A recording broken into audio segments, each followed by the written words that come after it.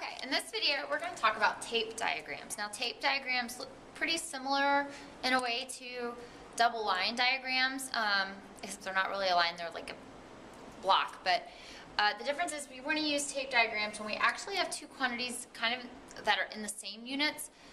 We may be talking about different types of things, but the measurement unit is actually the same. They're going to highlight the multiplicative relationship between quantities. So let's look at example of a tape diagram. So let's say we have a ratio of 3 parts green, whoops, that should say paint, parts be green paint, to 2 parts blue paint. Now notice paint and paint is the same unit. And it can be shown with the following tape diagram. So here's my 3 parts of green paint and my 2 parts of blue paint. Now we can use our tape diagram to answer some questions. So what is the total number of parts represented? Well, it's very simple. You just count. We have 1, 2, 3 parts of green and 2 parts of blue. So we have 5 parts total represented. Okay, how much of the total does each rectangle represent? Well, each rectangle represents 1/5 of the total because each rectangle is 1 out of 5.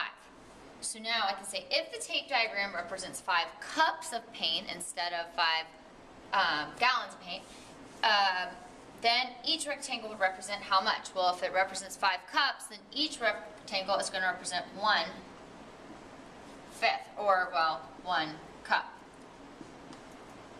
Okay, if the diagram represents 1 gallon, this whole thing is 1 gallon, then each rectangle is going to represent 1/5 of a gallon. What part of the gallon is the yellow? Well, I didn't use yellow though, sorry, I used green. So the green would represent 3/5 of the gallon. And this should be green, not yellow. My bad. So this would be how you can use a tape diagram just to simply answer some questions. You're simply looking at it, reading them off, and solving them. Okay, so that's just answering questions using a tape diagram. Now, what if we have a problem, and again, we want to use it to answer some questions, but this time, say you don't have it, you have to make it yourself. So let's talk about slimy gloopy mixture. Slimy gloopy mixture is made by mixing glue and liquid laundry starch in a ratio of 3:2. How much glue and how much starch is needed to make 85 cups of slimy gloopy mixture? So first thing you would want to do is make your diagram. So we're going to put 3 parts of glue, 2 parts of starch. So the total amount represents how much? The total amount that we need, we're looking to make, is 85 cups. I've already answered these up here. So each part represents how much? So to find out how much each part represents, you would take your total and divide it by the number of cups. Well, we're using 3:2, so we would take our total and divide it by 5. So each part represents 17 cups of slimy gloopy mixture when we're done, because remember we're trying to make 85 cups.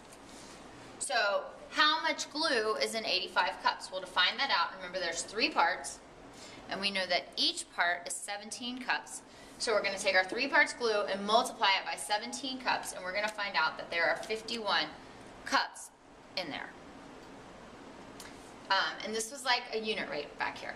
How much starch is in 85 cups? We take our 2 parts starch, came from here, multiply it by our unit rate of 17 cups. We find out that there are 34 cups of starch.